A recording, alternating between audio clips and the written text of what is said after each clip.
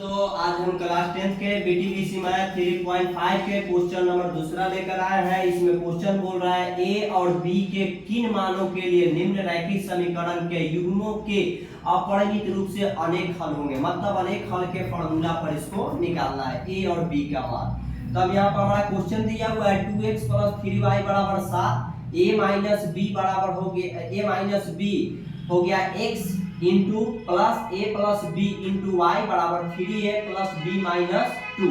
हम मान लेते हैं अनेक हल पर बोला है तो अनेक हल लिखेंगे यहाँ पर a1 बराबर 2, b1 बराबर लिखेंगे 3, c1 बराबर लिखेंगे 7, a2 बराबर लिखेंगे a माइनस बी, b2 बराबर लिखेंगे a प्लस बी और C2 बराबर लिखेंगे 3a प्लस b माइनस में 2।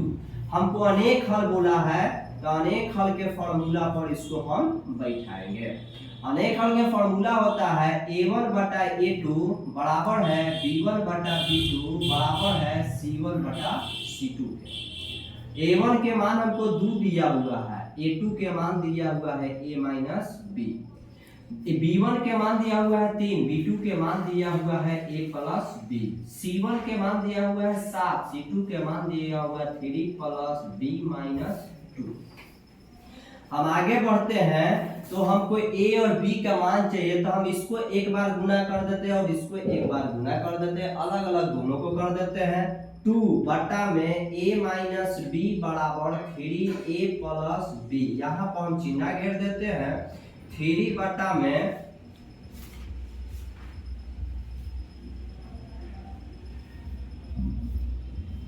इसको एक बार कर दीजिए, इसको एक बार कर दिए, यानी कि हमको आ गया,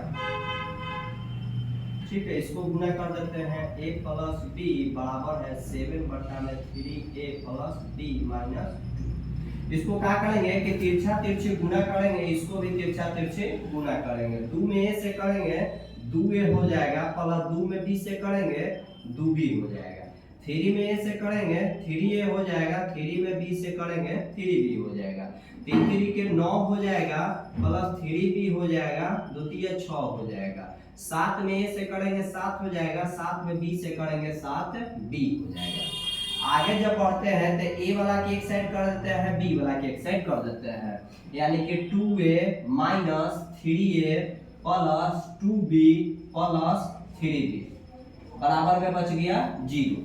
यहाँ पर हम चिन्ह घेरते हैं, आगे बढ़ते हैं तो 9a plus 3b minus 6, 7 plus में इस साइड आएगा तो माइनस में हो जाएगा माइनस 7b बराबर 0।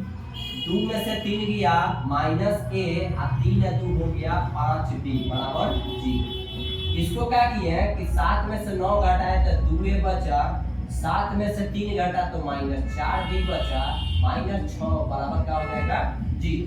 अब हम आगे बढ़ते हैं तो इसमें से माइनस कॉमन ले लेते हैं तो a माइनस 5b बराबर हो गया 0।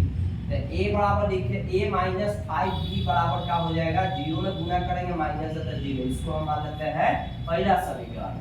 अब इसमें बढ़ते हैं तो 2a माइनस 4b बराबर 6 हो गया, इसमें से 2 कॉमन ले लेते हैं तो a माइनस 2b बराबर 6, 2 का 2 द्वितीया 6, यानी कि a माइनस 2b बराबर हो गया 3। ये हमारा हो गया दूसरा समीकरण।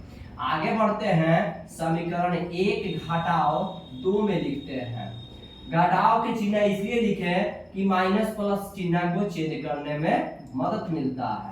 तो a माइनस 5b बराबर 0, इसको लाएंगे यहाँ पर a माइनस 2b बराबर 3, यहाँ पर माइनस प्लस माइनस ये दोनों कट गया, 5 में से 2 गया माइनस 3b बचेगा, 0 में से 3 जाएगा माइनस 3 बचेगा, माइनस माइनस प्लस हो गया 3 बटा 3, यानी कि कट गया b के मान 1। ये हमारा b के मान आ गया। अब समीकरण 1 में b का मान रखने पर, b का मान जब रखेंगे एक समीकरण यही है a माइनस 5b बराबर 0, a माइनस 5 b के मान हमको 1 आया है बराबर 0, तो a बराबर a माइनस 5 हो जाएगा बराबर 0। a माइनस से इस साइड गया तो कुछ हो जाएगा प्लस में, यानी कि a के मान हमको 5 आया और b के मान हमको 1 आया, यानी कि हमारा आंसर आ गया। हम अगले वीडियो में फिर से मिलेंगे, तब तक के लिए धन्यवाद।